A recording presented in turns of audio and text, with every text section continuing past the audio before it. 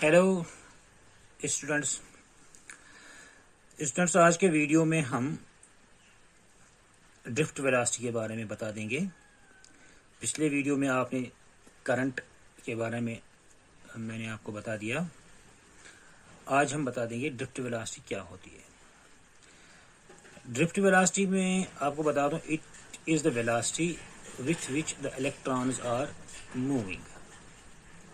तो इलेक्ट्रॉन्स के मूव करने से ही जो करंट फ्लो होता है, जैसे मैंने आपको पहले ही बता दिया कि current is actually the motion of electrons. और जब इलेक्ट्रॉन्स मूव होंगे तो उसके पीछे कोई सोर्स होगा जो इन इलेक्ट्रॉन्स को मूव करवाएंगे, जो सोर्स इलेक्ट्रिक फील्ड है। अब अगर हम इलेक्ट्रिक फील्ड न दें तो इलेक्ट्रॉन्स में एक थर्मल मोशन वैसे भी रहता है, जो एक रैंडम मोशन होता है। जैसे मान लीजिए अगर हम एक कंडक्टर ले लेंगे, ये मान लें एक कंडक्टर है, और कंडक्टर में जैसे मैंने आपको कहा कि ये फ्री इलेक्ट्रॉन्स रहते हैं जो मूव करते रहते हैं रैंडमली। मान लीजिए ये एक फ्री इलेक्ट्रॉन है और ये इस डायरेक्शन में मूव कर रहा है, दूसरा फ्री इलेक्ट्रॉन इस डायरेक्शन में मूव कर रहा है, तीसरा फ्री इलेक्ट्रॉन इधर मूव कर रहा है, चौथा इस डायरेक्शन में मूव कर रहा है, एंड सो ऑन। तो इस तरह से ये इलेक्ट्रॉन जो मूव करते रहते हैं रैंडमली, इनका नेट जो वेलोसिटी है वो जीरो होता है, क्योंकि वेलोसिटी एक वेक्टर क्वांटिटी है। अगर एक इधर जा रहा है तो दूसरा इसके अपोजिट में जा रहा है तो नेट जीरो हो गया। अगर इधर जा रहा है तो दूसरा इसके अपोजिट में जा रहा है तो इनका नेट वेलोसिटी जीरो रहेगा। मतलब कहने क्या है कि ये इलेक्ट्रॉन जो मूव हो रहे हैं ये किसी एक पर्टिकुलर डायरेक्शन में नहीं मूव हो रहे। कोई इधर जा रहा है तो कोई इधर, कोई इधर तो कोई इधर। तो net velocity, thermal velocity of the electrons in an conductor is zero. Conductor में फ्री इलेक्ट्रॉन्स हैं और वो थर्मल एजिटेशन की वजह से मूव करते रहते हैं without giving any electric field, external field, without giving any external force. लेकिन वो उनकी जो वेलोसिटी है वो रैंडम होती है, और जिसकी वजह से उनका वो नेट वेलोसिटी जो है, नेट फ्लो जो होता है वो जीरो हो जाता है। सो इलेक्ट्रॉन्स जो रैंडम मोशन में रहते हैं उसकी वजह से कोई करंट फ्लो नहीं होता है क्योंकि कोई नेट फ्लो ऑफ इलेक्ट्रॉन्स है नहीं, इसलिए कोई करंट नहीं हो रहा है। अब अगर हम इसी कंडक्टर को एक एक्सटर्नल इलेक्ट्रिक फील्ड से जोड़ देते हैं, मान लीजिए यहाँ पर हम एक बैटरी का इस्तेमाल करते हैं, तो जो इस कंडक्टर के साथ जोड़ देते हैं तो ये कंडक्टर ये बैटरी जो है इस कंडक्टर के अक्रॉस एक इलेक्ट्रिक फील्ड प्रोड्यूस कर रहा है। यहाँ पर स्टूडेंट मुझे एक बात याद आ गई, पिछले लेक्चर में आपको मैंने कहा था कि अगर हम एक कंडक्टर को किसी एक इलेक्ट्रिक फील्ड में रखते हैं तो इलेक्ट्रिक फील्ड के अंदर इस कंडक्टर के अंदर नेट इलेक्ट्रिक फील्ड जीरो रहता है। लेकिन इस केस में जहां पर हम करंट फ्लो करवा रहे होते हैं उस केस में ऐसा नहीं है। यहाँ पर नेट इलेक्ट्रिक फील्ड है जिसकी वजह से ये इलेक्ट्रॉन्स मूव कर रहे हैं। मैंने आपसे कहा था कि आप मुझे कमेंट सेक्शन में इस क्वेश्चन का आप आंसर दे दें। अभी तक मुझे कोई आंसर नहीं आया। होप कि आप इसको दोबारा से सोचेंगे इस बात पर कि एक कंडक्टर को, जब हम मान लीजिए एक कंडक्टर हमारा ये है, ये कंडक्टर, और इसको हमने एक इलेक्ट्रिक फील्ड में रखा, तो यहाँ पर नेट इलेक्ट्रिक फील्ड जो इस कंडक्टर में है वो जीरो होता है। वो पहले इसमें इलेक्ट्रोस्टैटिक्स में हमने पढ़ा था। ऐसा क्यों है? यहाँ पर जीरो इलेक्ट्रिक फील्ड है लेकिन यहाँ पर नहीं है जीरो इलेक्ट्रिक फील्ड। अगर यहाँ पर जीरो इलेक्ट्रिक फील्ड होता इनसाइड द कंडक्टर तो फिर ये इलेक्ट्रॉन्स मूव ही नहीं करते, फिर इलेक्ट्रिक करंट ही नहीं होता। यहाँ पर electric field inside the current zero नहीं रहता है, इलेक्ट्रॉन्स मूव करते रहते हैं। तो यहाँ पर ऐसा क्यों नहीं है? यहाँ पर ऐसा क्यों है कि इलेक्ट्रिक फील्ड है? तो इसका आंसर मुझे आपसे मैंने पूछा था लेकिन अभी तक कोई कमेंट नहीं आया। प्लीज़ आप इस बात पर गौर करके मुझे इसका आंसर दे दें या पूछें मुझसे। अगर मुझसे कोई पूछे कि ऐसा क्यों है तो मैं उसका आंसर दूंगा, लेकिन जब आप पूछते भी नहीं हैं और कुछ बताते भी नहीं, तो देखते हैं कि आगे क्या होता है। तो खैर आगे चलते हैं कि ये इलेक्ट्रिक फील्ड हमने यहाँ पर अप्लाई किया इस बैटरी का, तो ये इलेक्ट्रॉन्स जो पहले से रैंडम मोशन में हैं, अब इनके ऊपर एक फोर्स अप्लाई हो रहा है। लेट द इलेक्ट्रिक फील्ड जो है वो E, apply electric field due to this battery, it is E। और आपको पता है कि चार्ज ऑन इलेक्ट्रॉन जो होता है वो होता है माइनस एलिमेंट्री चार्ज E। तो force on electron, each electron will be, force on each electron, force on each free electron due to electric field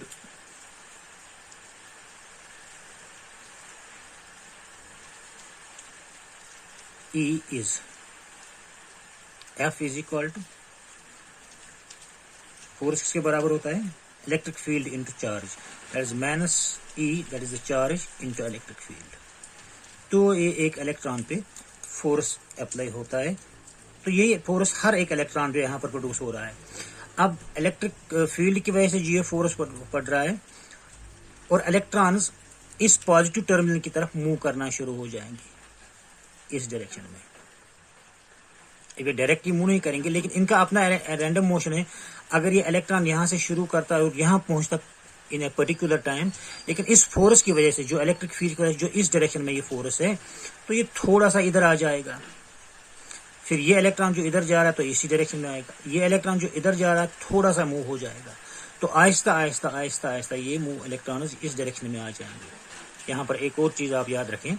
अब देखिए, ये जो इलेक्ट्रॉन इस कंडक्टर के अंदर है, फ्री इलेक्ट्रॉन है, ये डायरेक्टली खुद एक इस एंड से इस एंड तक नहीं जा रहा है। मान लीजिए ये एक कंडक्टर है, यहाँ पर ये एक फ्री इलेक्ट्रॉन हम यहाँ पर कंसिडर करेंगे, इसका रैंडम मोशन ये है। और फिर जब हमने इलेक्ट्रिक फील्ड प्रोड्यूस किया तो ये इलेक्ट्रॉन ऐसा नहीं है कि डायरेक्टली इधर से यहाँ पहुंच जाएगा, नहीं। होगा क्या कि जब ये इलेक्ट्रॉन आगे बढ़ेगा, एक्चुअली ये इलेक्ट्रॉन है क्या, किसी एटम से रिलेटेड है। जो इस कंडक्टर जिस एटम से ये कंडक्टर बना हुआ है, उसी से एक इलेक्ट्रॉन, ये इलेक्ट्रॉन जुड़ा हुआ है, यहाँ से ये फ्री हो रहा है, रैंडम मोशन में आ रहा है, बाहर आ जा रहा है। तो जब ये आगे चलेगा तो यहाँ पर इसको एक और एटम मिलेगा, तो ये यहाँ पर ये एटम इसको एब्जॉर्ब करेगा और इस एटम से एक और इलेक्ट्रॉन बाहर आ जाएगा। वो किस डायरेक्शन में होगा, कौन सा एटम इस इलेक्ट्रॉन को एब्जॉर्ब करेगा और निकलने वाला एटम, यहाँ से इस एटम से निकलने वाला इलेक्ट्रॉन किस डायरेक्शन में मूव करेगा, ये एक रैंडम प्रोसेस है। कोई भी एटम इसको एक्सेप्ट कर सकता है और वो उससे इलेक्ट्रॉन, निकलने वाला इलेक्ट्रॉन किसी भी डायरेक्शन से बाहर आ सकता है। तो ये एक रैंडम प्रोसेस है। ये ऐसा नहीं है कि यही इलेक्ट्रॉन में फोर्स प्रोड्यूस हमने किया तो यही इधर से चला गया, एक्चुअली ऐसा नहीं है। ये इलेक्ट्रॉन जब आगे बढ़ने की कोशिश करेगा तो यहाँ पर इसको एक एटम मिलेगा जिसको जो इस इलेक्ट्रॉन को एब्जॉर्ब करेगा, या कुछ देर के लिए चलेगा, थोड़ी देर के बाद कुछ दूसरी जगह पर इसको एक और एटम मिलेगा जो इसको एब्जॉर्ब करेगा। तो कहने का मतलब है कि कौन सा एटम इसको एब्जॉर्ब करेगा और वो एटम किस डायरेक्शन में इलेक्ट्रॉन को रिमूव करेगा वहां से, वो पता नहीं है। ये एक रैंडम प्रोसेस है। तो ये इलेक्ट्रॉन्स, कहने का मतलब कि आहिस्ता आहिस्ता आहिस्ता आहिस्ता इस डायरेक्शन में मूव होते जाएंगे, ये इलेक्ट्रॉन्स यहाँ पर आते जाएंगे। ठीक, तो जिस वेलोसिटी से ये इलेक्ट्रॉन्स इस पॉजिटिव टर्मिनल की तरफ आ रहे हैं उसको हम कहते हैं ड्रिफ्ट वेलोसिटी। क्या कहेंगे, drift velocity. That drift velocity is represented by V और छोटा सा डी यहां पर। तो ये ड्रिफ्ट वेलोसिटी एक इलेक्ट्रॉन की है। ये वो वेलोसिटी है इलेक्ट्रॉन की, एक इलेक्ट्रॉन की हम बात करेंगे, जिस वेलोसिटी से ये मूव होता जा रहा है, कहां पर, इस पॉजिटिव टर्मिनल की तरफ। और मैंने यहां पर एक कहा कि ये खुद ही ये जरूरी नहीं है कि यही इलेक्ट्रॉन यहां आ जाएगा, ये आगे बढ़ के किसी और में एब्जॉर्ब होगा, वहां से कोई दूसरा इलेक्ट्रॉन आ जाएगा जिसकी वेलोसिटी इस डायरेक्शन में थोड़ी सी होगी, फिर वो आगे बढ़ेगा और वो इलेक्ट्रॉन दूसरे एटम से में एब्जॉर्ब होगा, तो वहां से कोई इलेक्ट्रॉन बाहर आ जाएगा जो इस इलेक्ट्रिक फील्ड की वजह से थोड़ा सा इसकी तरफ रहेगा, इस इलेक्ट्रिक फील्ड की डायरेक्शन, अपोजिट डायरेक्शन में रहेगा। तो इलेक्ट्रॉन्स जो यहाँ से इलेक्ट्रॉन्स बाहर आते जाएंगे, उनकी velocity towards this positive terminal of the battery होगी। और वो इलेक्ट्रॉन किस डायरेक्शन से बाहर आ जाएंगे, फ्लो करेंगे, उसको हम कहेंगे ड्रिफ्ट वेलोसिटी। अब ये डिफरेंट इलेक्ट्रॉन्स की ड्रिफ्ट वेलोसिटी डिफरेंट होगी। यहां पर आपको मैं एक चीज बताऊं, सपोज ये एक इलेक्ट्रॉन यहां से आया, ये सपोज इस कंडक्टर में ये इलेक्ट्रॉन यहां से आया, इसकी वेलोसिटी ये थी, फोर्स लगने पर थोड़ा सा ये इस डायरेक्शन में आ गया, थोड़ा सा इधर जाने के बदले इधर आ गया। यहाँ थोड़ी देर चलने के बाद यहाँ एक एटम से टकरा गया जिसने इसको एब्जॉर्ब किया। अब इसकी वेलोसिटी चेंज हो जाएगी, फिर यहाँ से एक और इलेक्ट्रॉन बाहर आ जाएगा, इसकी वेलोसिटी फिर चेंज हो जाएगी। वहाँ वो उस इलेक्ट्रॉन की वेलोसिटी इस डायरेक्शन में होगी, लेकिन इस फोर्स की वजह से, इलेक्ट्रिक फील्ड की वजह से ये थोड़ा सा इधर मुड़ जाएगा। अब यहाँ पर एक और चीज है, जितनी देर तक ये फ्रीली मूव करेगा without any absorption without collusion with any other atom, उतनी देर तक ये आसानी से चलता रहेगा। और जितनी देर तक ये इस विदाउट एनी एटम मूव करेगा उसको हम कहते हैं रिलैक्सेशन टाइम। कि एक इलेक्ट्रॉन जब मूव करने लगा आगे, जब तक कि ना उसको कोई दूसरा एटम या दूसरा मॉलिक्यूल जिससे वो टकराएगा, जिससे वो कोलाइड हो जाएगा, जितनी देर तक वो कोल्यूजन के बगैर चलेगा, तो उस टाइम को कहेंगे हम रिलैक्सेशन टाइम। और याद रखें, एक्चुअली अब होता क्या है कि जब इस इलेक्ट्रॉन पे इस इलेक्ट्रिक फील्ड की वजह से फोर्स पड़ रहा है, तो ये इलेक्ट्रॉन को कंटिन्यूअसली फोर्स से तो ये एक्सेलरेट होना चाहिए। इलेक्ट्रॉन क्या होना चाहिए? एक्सेलरेट होना चाहिए। तो यहां पर हम वेलोसिटी बता रहे हैं, एक्सेलरेशन नहीं। ऐसा क्यों है कि इलेक्ट्रॉन तो एक्सेलरेट हो रहा है due to this force, electric field की वजह से, लेकिन हम कंसिडर कर रहे हैं यहां पर उस इलेक्ट्रॉन की वेलोसिटी। ऐसा क्यों है? ऐसा इसलिए, देखिए, ये इलेक्ट्रॉन जब यहां से आ जाएगा, जितनी देर तक ये फ्रीली मूव करेगा without collusion with any other atom, उतनी देर तक जो डेफिनेटली एक्सेलरेट हो जाएगा। लेकिन जो ही ये किसी एटम के साथ टकराएगा तो इसकी वो वेलोसिटी चेंज हो जाएगी, फिर से दूसरी वेलोसिटी यहां से उसकी आ जाएगी। ठीक, फिर ये उतनी देर तक एक्सेलरेट होता जाएगा जितनी देर तक वो किसी दूसरे एटम से न टकराए, तब तक वो फ्री, तब तक वो एक्सेलरेट हो जाएगा। अब ये एक्सेलरेशन पहले यहां पर देखिए, यहां से आ गया, एक्सेलरेट होते जाएगा, यहां से टकरा गया तो यहां पर इसको जीरो वेलोसिटी हो गई। फिर दूसरा इलेक्ट्रॉन आ गया बाहर, और जो अब शुरू करेगा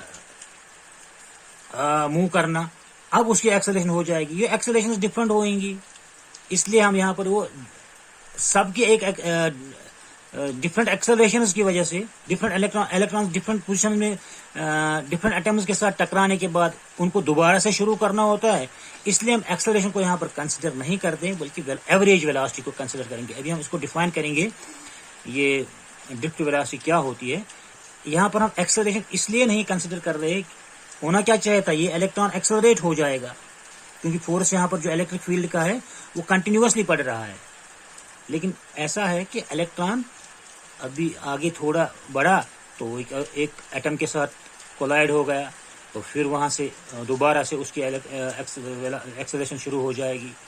फिर आगे चलने के बाद, थोड़ा सा चलने के बाद, फिर एक एटम के साथ टकराया तो दूसरा इलेक्ट्रॉन वहां से रिमूव हो गया, तो उसकी एक्सेलरेशन हो जाएगी। तो एक्सेलरेशन इसलिए नहीं कर रहे हैं हम, क्योंकि एक्सेलरेशन फिर इनको बार बार रुकना पड़ रहा है, कंटिन्यूअस एक्सेलरेशन नहीं है। अगर एक इलेक्ट्रॉन यहां से शुरू हो जाता और without any collusion, without any hindrance directly इधर पहुंच जाता, तब हम इसको एक्सेलरेट कर सकते थे। लेकिन यहाँ पर देखिए चेंज होता जा रहा है, यहां से यहां तक एक इलेक्ट्रॉन आ गया, फिर दूसरा इलेक्ट्रॉन आ गया, तो इसमें फिजिबल नहीं है कि हम एक्सेलरेशन को कंसिडर करें। यहाँ पर हम फिर एवरेज वेलोसिटी देखेंगे। इसका एग्जांपल मैं ऐसे बताऊं, सपोज आप एक रोड पे चल रहे हैं, आपको पीछे से कोई फोर्स दे रहा है, तो आप यहाँ से चल रहे हैं, यहाँ से तो कोई फोर्स आपको कंटिन्यूअसली फोर्स दे रहा है, तो आप एक्सेलरेट होते जाएंगे बिल्कुल यहाँ तक। लेकिन अब अगर ऐसा रोड है जिसमें खड्डे ही खड्डे हैं, यहाँ पर भी एक खड्डा है, यहाँ पर भी एक खड्डा है, यहाँ पर भी एक खड्डा है, तो यहाँ अब पीछे से फोर्स है, जो ही आप यहाँ पहुंच गए तो आपको रुकना पड़ा, आपको खड्डे से रास्ता देखना पड़ा, पहले किधर जाऊं, इधर जाऊं, इधर जाऊं, कहाँ जाऊं। फिर उसके बाद यहां से जब आप बाहर निकले, इस खड्डे से जब बाहर निकले, तो फोर्स तो वही कंटिन्यूअसली लग रहा है आपको, तो यहां से यहां तक आप एक बार फिर एक्सेलरेट होते जाएंगे। फिर यहां आप एक और गड्ढा दिख रहा है आपको, तो इसमें गिर गए आप। पहले आपको गड्ढे से बाहर निकलना है, फिर आगे बढ़ना है, तो अगर आपको हम ये बताएंगे आप यहां से यहां तक कितनी देर में पहुंचेंगे, आप यहां पर एक्सेलरेशन का इस्तेमाल नहीं करेंगे, आप यहां से यहां तक ये बताएंगे कि हमने किस वेलोसिटी से पहुंच गया, एवरेज वेलोसिटी निकालेंगे, यहां से यहां तक कितनी वेलोसिटी, यहां से यहां तक कितनी वेलोसिटी, फिर एवरेज आप देखेंगे कितना, किस वेलोसिटी से आप यहां पहुंचे और कितना टाइम लगा। तो फिजिबली या इसको इजीली बताने के लिए आप ये बताएंगे मैं यहां से यहां तक कितनी देर में पहुंचा, उसके लिए आप वो टर्म करेंगे एवरेज वेलोसिटी इस्तेमाल। यहां पर एक एक्सेलरेशन का कंसेप्ट नहीं करेंगे, क्योंकि आप देखिए यहां से यहां के आके आप बाद आप नीचे गिर गए, फिर पहले आपको निकलना पड़ा, फिर यहां से आगे एक्सेलरेट होना पड़ा। तो यहां पर ये सुटेबल रहेगा कि हम एवरेज वेलोसिटी ही कंसिडर करें इलेक्ट्रॉन्स की। तो अब ये ड्रिफ्ट वेलोसिटी क्या है? It is the average velocity of the electrons with which they move in the direction oppose to the electric field, applied electric field. आप यहाँ पर आगे देखेंगे अगले इस टॉपिक में कि ड्रिफ्ट वेलोसिटी जितनी ज्यादा होगी उतनी ही ज्यादा करंट भी होगी। ड्रिफ्ट वेलोसिटी ज्यादा होगी तो ज्यादा इलेक्ट्रॉन्स तेजी से मूव करेंगे, तो तेजी से मूव करने पर ज्यादा इलेक्ट्रॉन्स पर यूनिट एरिया बाहर आ जाएंगे, तो ज्यादा करंट होगा। तो जितनी तेजी से जितनी ये ड्रिफ्ट वेलोसिटी ज्यादा होगी उतना ज्यादा इलेक्ट्रिक करंट फ्लो होगा। तो पहले हम ये देखेंगे कि ये ड्रिफ्ट वेलोसिटी है कितनी चीज, इसको कैलकुलेट पहले करेंगे हम। तो कैलकुलेट करना शुरू करेंगे हम। अब देखिए पहले हमने अभी अभी देखा कि इलेक्ट्रॉन्स जो है अगर उन पे कोई इलेक्ट्रिक फील्ड नहीं है तो वो एक थर्मल वेलोसिटी से मूव करते रहते हैं। तो हमारे पास बहुत सारे इलेक्ट्रॉन्स यहां पर है इस कंडक्टर में। लेट अस से the number of electrons is n. n is number of free electrons.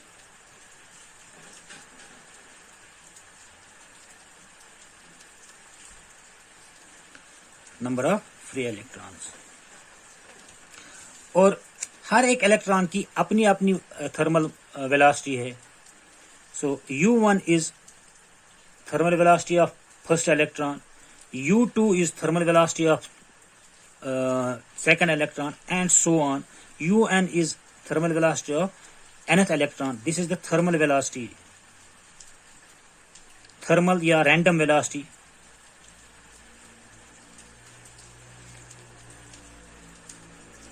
velocity of n electrons. और याद रखें कि इस थर्मल वेलोसिटी की वजह से कोई हमारे पास नेट करंट नहीं है। ये एवरेज थर्मल वेलोसिटी जीरो बन जाता है। क्यों? कोई इलेक्ट्रॉन इधर जा रहा है, कोई इलेक्ट्रॉन इधर आ रहा है, कोई इधर आ रहा है, कोई इधर आ रहा है। तो नेट थर्मल वेलोसिटी हम कहेंगे इज जीरो। नेट थर्मल या average thermal velocity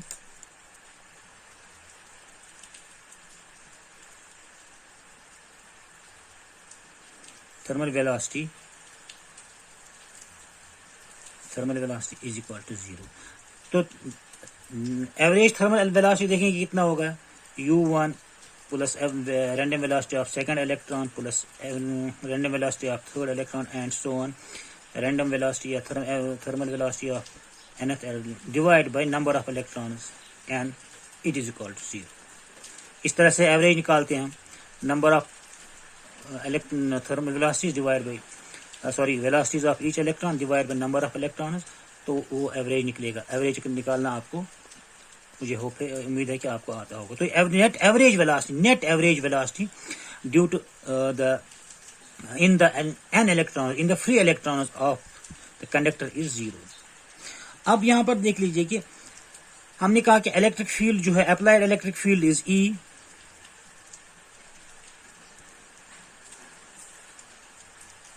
is equal to E। इस E की वजह से फोर्स पड़ेगा हर एक इलेक्ट्रॉन पे। तो जो फोर्स मैंने पहले ही बताया आपको, force exerted on each electron is equal to charge on electron that is minus E into electric field। ठीक है, तो इस फोर्स की वजह से, ये फोर्स की वजह से हर एक इलेक्ट्रॉन एक्सेलरेट होना शुरू हो जाएगा। तो एक्सेलरेशन किसके बराबर होता है? Acceleration on each electron that is equal to force per unit time, force divided by mass of an electron, that is force by mass। तो force अभी ये है minus E divide by m। तो ये एक एक्सेलरेशन आ गई एक electron की, किसी भी हर एक इलेक्ट्रॉन की सेम एक्सेलरेशन होगी, is equal to minus e by M.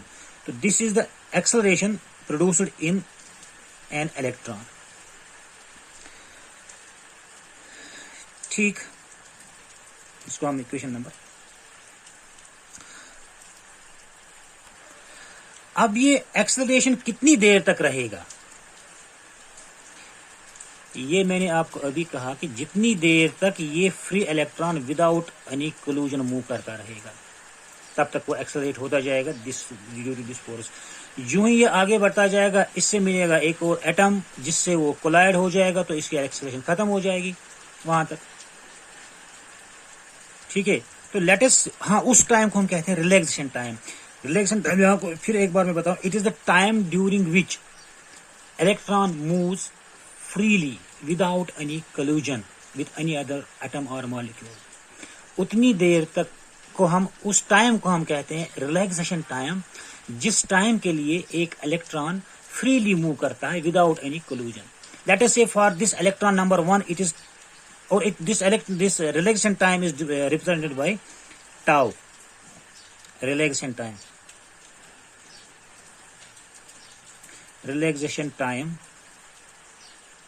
is represented by tau. Suppose first electron के लिए relaxation time it is tau t1, या tau पढ़ो, t पढ़ लिखो या tau पढ़ो, एक ही बात है। तो जनरली बुक्स में लिखा होता है tau। अब यहाँ पर देखिए acceleration of an electron is equal to minus e by m. सबके लिए सेम एक्सेलरेशन होगा, क्योंकि देखिए हर एक इलेक्ट्रॉन का चार्ज भी वही है, फील्ड जो हमने अप्लाई किया वो भी सेम है, मास ऑफ इलेक्ट्रॉन सबके लिए सेम है। तो ये एक्सेलरेट करेगा एक इलेक्ट्रॉन विथ सेम एक्सेलरेशन, हर एक इलेक्ट्रॉन सेम अमाउंट से एक्सेलरेट करेगा। लेकिन कितनी देर तक करेगा ये डिपेंड करेगा कि कौन सा इलेक्ट्रॉन कितनी देर तक फ्रीली मूव करता रहेगा। सपोज इलेक्ट्रॉन नंबर 1 का जो रिलैक्सेशन टाइम है, फ्रीली मूविंग टाइम जो है वो t1 या tau1 है। इस रिलेशन से आप याद रखिए, आपको पता होगा relation acceleration is equal to velocity divide by time, या velocity is equal to acceleration into time. यहाँ पर ये टाइम जो हमने टाउ से रिप्रेजेंट किया, तो किसी एक इलेक्ट्रॉन की इस फोर्स की वजह से जो वेलोसिटी बनेगी वो बन जाएगी v is equal to a। अगर हम इलेक्ट्रॉन नंबर 1 ले लेंगे तो उसका टाइम ऑफ रिलैक्सेशन कितना है, t1 या tau1। तो नंबर 1 इलेक्ट्रॉन की जो फोर्स की वजह से, जो इलेक्ट्रिक फील्ड ने फोर्स दे दिया उसकी वजह से जो उसकी जो वेलोसिटी आ गई, दैट इज at1 या at1 is acceleration produced in the electron, t1 is the relaxation time। इसी तरह से दूसरे इलेक्ट्रॉन की एक्सेलरेशन उसकी सेम है, लेकिन ये जरूरी नहीं कि उसके लिए रिलैक्सेशन टाइम सेम रहेगा। हो सकता है कि दूसरा इलेक्ट्रॉन ज्यादा टाइम के लिए फ्री मूव हुआ। मैंने कहा कि ये एक रैंडम प्रोसेस है, इससे पता नहीं चलता कि ये किसी को पता ही नहीं होगा कि कौन सा इलेक्ट्रॉन कितनी देर तक फ्री रहेगा, फ्रीली मूव करेगा, और कितनी देर तक वो किस टाइम के बाद वो दूसरे एटम में एब्जॉर्ब हो जाएगा, या कितनी टाइम में वो दूसरे एटम के साथ कोलाइड कर लेगा। तो उस दूसरे इलेक्ट्रॉन का जो रिलैक्सेशन टाइम वो डिफरेंट हो सकता है। Late us say that is t2 या tau2। तो दूसरे इलेक्ट्रॉन की जो नई वेलोसिटी होगी वो होगी v is equal to at2 या a tau2, and same for third electron it is a tau n tau t and so on, nth electron के लिए atn होगा। तो अब हर इलेक्ट्रॉन फोर्स की वजह से इतनी वेलोसिटी गेन करेगा, एवरेज वेलोसिटी। तो इससे पहले एक इलेक्ट्रॉन मूव कर रहा था रैंडम मोशन से, तो वो रैंडम मोशन वही तो रहेगी ही उसकी। तो इलेक्ट्रॉन नंबर 1 की टोटल वेलोसिटी कितनी बनेगी, उसकी रैंडम वेलोसिटी जो हमने u से रिप्रेजेंट किया था, u1 से, तो u1 अब इस फोर्स की वजह से जो उसमें वेलोसिटी प्रोड्यूस हो गई, नई वेलोसिटी आ गई, that is a into t1। तो इसकी दो वेलोसिटी बन गई, एक हो गई उसका रैंडम मोशन की वजह से वेलोसिटी, और दूसरा at1। दूसरे इलेक्ट्रॉन के लिए, सेकंड इलेक्ट्रॉन के लिए उसका पहला जो थर्मल वेलोसिटी था u2 और प्लस उसने जो इस फोर्स की वजह से वेलोसिटी गेन की, that is at2 and so on. nth electron की जो टोटल वेलोसिटी होगी un plus a into tn। तो ये डिफरेंट इलेक्ट्रॉन्स की नेट वेलोसिटीज है, ये एंड सो ऑन। अब एवरेज वेलोसिटी निकालेंगे इनकी, इन सारे इलेक्ट्रॉन्स की एवरेज वेलोसिटी क्या होगी? So average velocity of electrons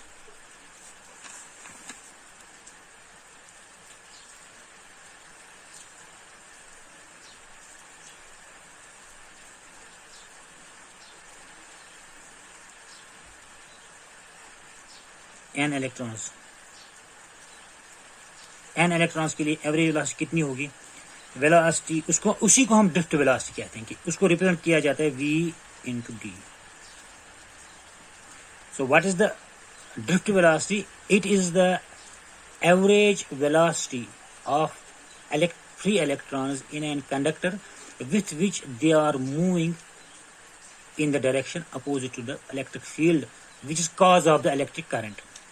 ठीक है, तो हर एक इलेक्ट्रॉन में अब दो ये हो गई, एक तो उसकी अपनी रैंडम वेलोसिटी हो गई, दूसरी जो फोर्स की वजह से इस पॉजिटिव टर्मिनल की तरफ जो वेलोसिटी उसको मिल रही है,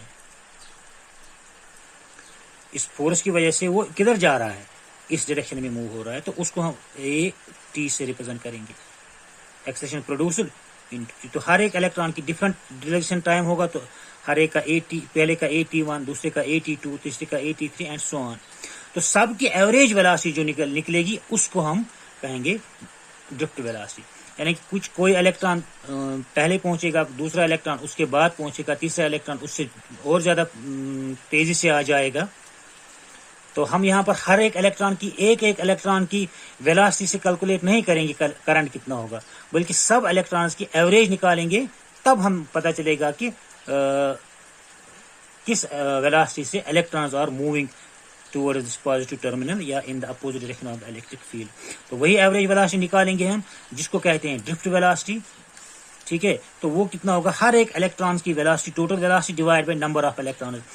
नंबर 1 इलेक्ट्रॉन की वेलोसिटी कितनी थी? एक थी उसकी thermal velocity u1 plus at1। दूसरे इलेक्ट्रॉन की उसको भी ऐड कर लेंगे, u2 प्लस at2 प्लस तीसरे इलेक्ट्रॉन की u3 प्लस उसकी at3। ये पहले इलेक्ट्रॉन, तीसरे इलेक्ट्रॉन की, ये दूसरे इलेक्ट्रॉन की, पहले इलेक्ट्रॉन की and so on nth electrons की। एवरेज के लिए निकालना, डिवाइड करना पड़ेगा n।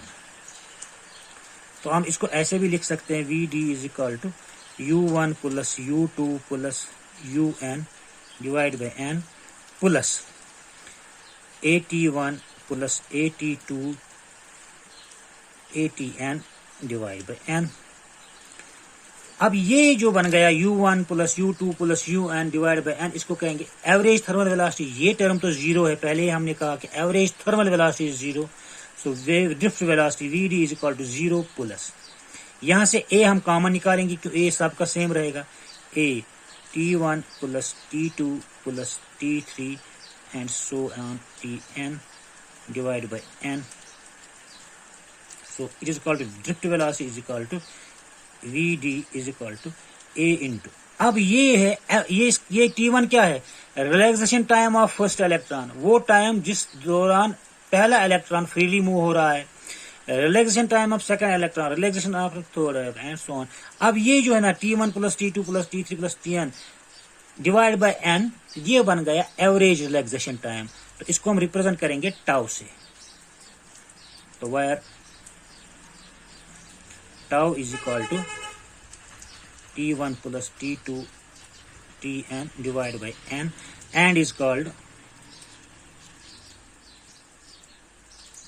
average relaxation time, average relaxation time, relaxation time for n electrons, for free electrons। तो ये टाउ क्या है? Average relaxation time for free electrons. तो यहां से हमें पता चला कि ड्रिफ्ट वेलोसिटी किसके बराबर होता है? एक्सेलरेशन प्रोड्यूस्ड इन electrons into average relaxation time. अब यही एवरेज रिलैक्सेशन टाइम ही तो इनको चेंज करता है। पहले का रिलैक्सेशन टाइम कुछ और होगा, दूसरे का रिलैक्सेशन टाइम कुछ दूसरा होगा, तीसरे का रिलैक्सेशन टाइम कुछ और होगा। अगर सबका रिलैक्सेशन टाइम सेम होता तो सारे इलेक्ट्रॉन्स एक साथ पहुंच जाते बाहर, लेकिन यहाँ ऐसा नहीं है। कोई इलेक्ट्रॉन के लिए ज्यादा देर तक रिलैक्सेशन टाइम रहा तो दूसरे इलेक्ट्रॉन के लिए उससे कम टाइम के लिए रिलैक्सेशन टाइम रहा, तो तीसरे इलेक्ट्रॉन के लिए उससे ज्यादा टाइम के लिए रिलैक्सेशन टाइम रहा। तो इसलिए हम यहाँ पर रिलैक्सेशन टाइम का एवरेज निकालते हैं। तो ये है ड्रिफ्ट वेलोसिटी। अब हम इसको रिलेट करेंगे। अभी आपने पिछले इक्वेशन में देखा acceleration is equal to minus e by m. तो ये इस एक्सेलरेशन का वैल्यू यहां पर दे देंगे, इस्तेमाल कर लेंगे। So we will get drift velocity of an electron is equal to minus e by m हो गया acceleration into relaxation time tau. तो ये हो गया हमारे एक कंडक्टर में जो इलेक्ट्रॉन्स मूव कर रहे हैं वो किस एवरेज वेलोसिटी से मूव कर रहे हैं, इस एवरेज वेलोसिटी से मूव करें। ये टर्म तो सब इलेक्ट्रॉन्स के लिए सेम है, लेकिन ये टर्म डिफरेंट इलेक्ट्रॉन्स के लिए डिफरेंट है, इसलिए हम इसको यहां पर एवरेज निकालते हैं। So this is the drift velocity equal to with which the electrons are moving towards the positive terminal of the battery, आप ये कह सकते हैं, या which are moving with which the electrons are moving in the direction opposite to the flow this electric field and which causes the electric current। तो ये किसी electron का ड्रिफ्ट वेलोसिटी का न्यूमेरिकल वैल्यू आ गया। ये डिपेंड करता है charge on electron, ये तो सबके लिए सेम है, मास ऑफ इलेक्ट्रॉन सबके लिए सेम है। ये डिपेंड करेगा इलेक्ट्रिक फील्ड जितना ज्यादा आप दोगे उतना ज्यादा वेलोसिटी आएगा, उतना ज्यादा ड्रिफ्ट वेलोसिटी आएगा, मतलब उतनी ज्यादा करंट भी ज्यादा होगी। अभी आप अगले टॉपिक में देखेंगे relation between the drift velocity and current और ये रिलैक्सेशन टाइम। तो ये हो गया हमारा ड्रिफ्ट वेलोसिटी का एक्सप्रेशन। मैं अभी आपको ये नोट आपके सामने वीडियो पे डाल दूंगा, उस पे आप उसको आप नोट भी कर सकते हैं थोड़ी देर के लिए। इस वीडियो को पॉज करके फिर उसको आप नोट करेंगे। ये ड्रिफ्ट वेलोसिटी और फ्लो ऑफ चार्ज का नोट है। आप यहाँ पर वीडियो को पॉज करके इसको नोट करेंगे। ये आधा है, आधा मैं अगले नोट पे दिखा दूंगा, अभी आप नोट करते जाइए इसको। ये इस नोट का दूसरा पेज है, आप वीडियो को पॉज करके ये दूसरा पार्ट भी आप ले सकते हैं, नोट करके ले रख सकते हैं। तो आज के लिए इतना ही, अगले वीडियो में फिर मिलेंगे, तब तक के लिए थैंक यू।